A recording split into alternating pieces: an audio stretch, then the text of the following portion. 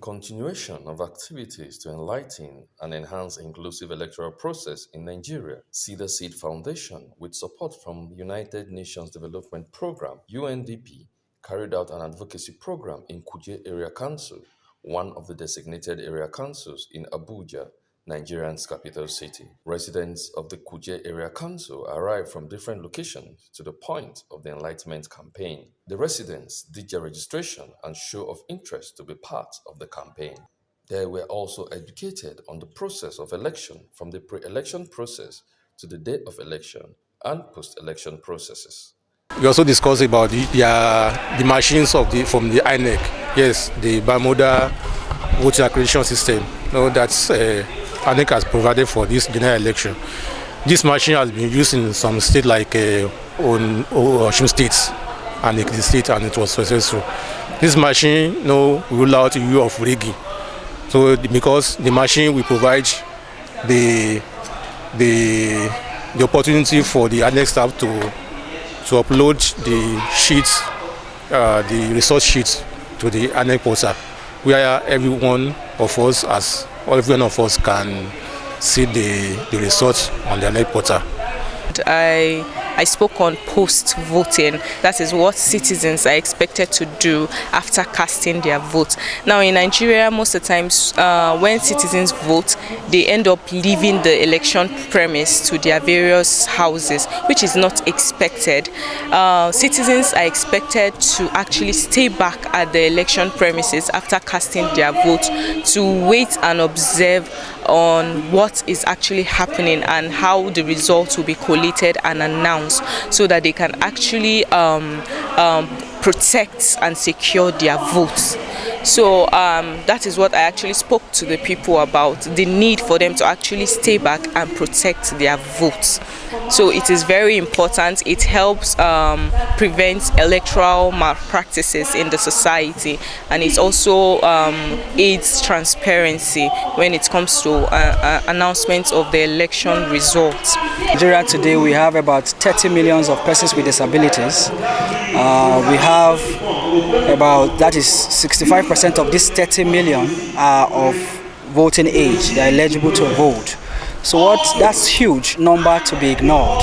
And I was also trying to expose them to some of the things that are barriers, to their participation, and how as an organization we've been relating with the electoral umpire and some other authority concerns to ensure that those challenges are mitigated before the general election.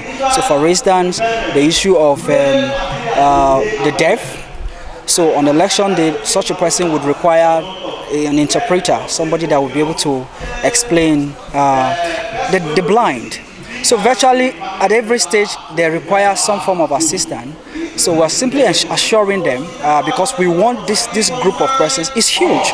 You can't ignore for 65% of 30 million, and we're talking about a register of about 80 something million.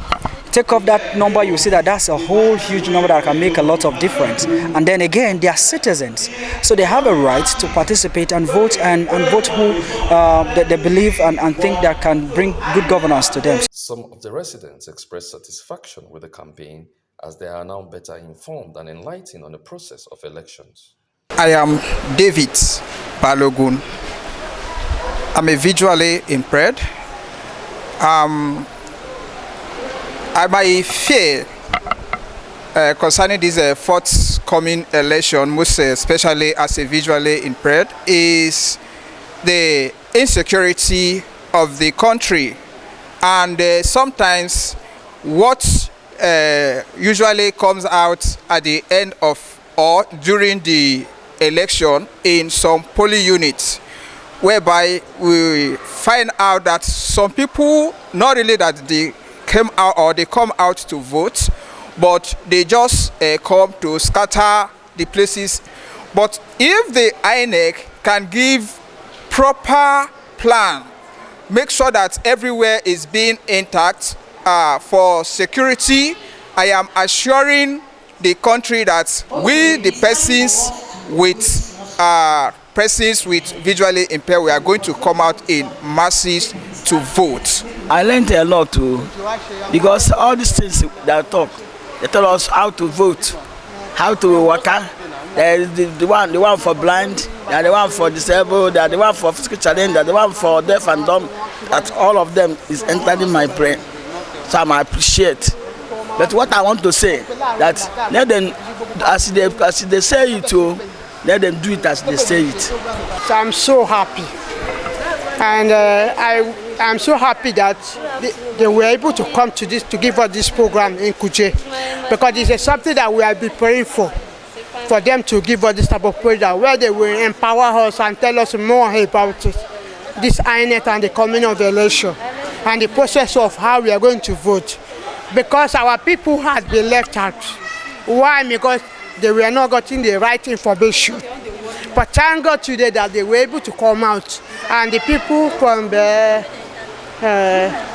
Cedar Seed Foundation came out today to give us a lecture. And I pray that God will bless them and they should be able to carry out all our complaining, our suggestion and observation to them so that they can be able to put this in order before the election.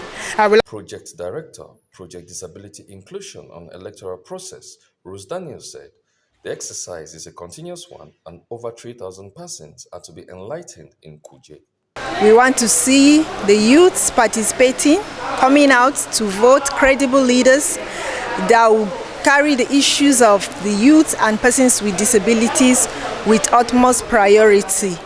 And we are here to train them to know that voting is part of their civic rights, because most of the youth don't see the need of coming out to vote.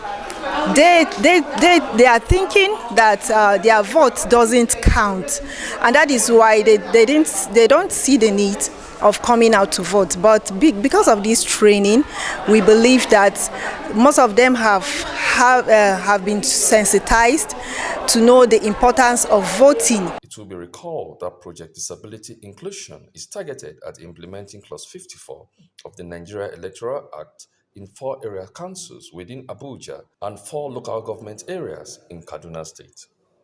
Emmanuel Onu, News 24.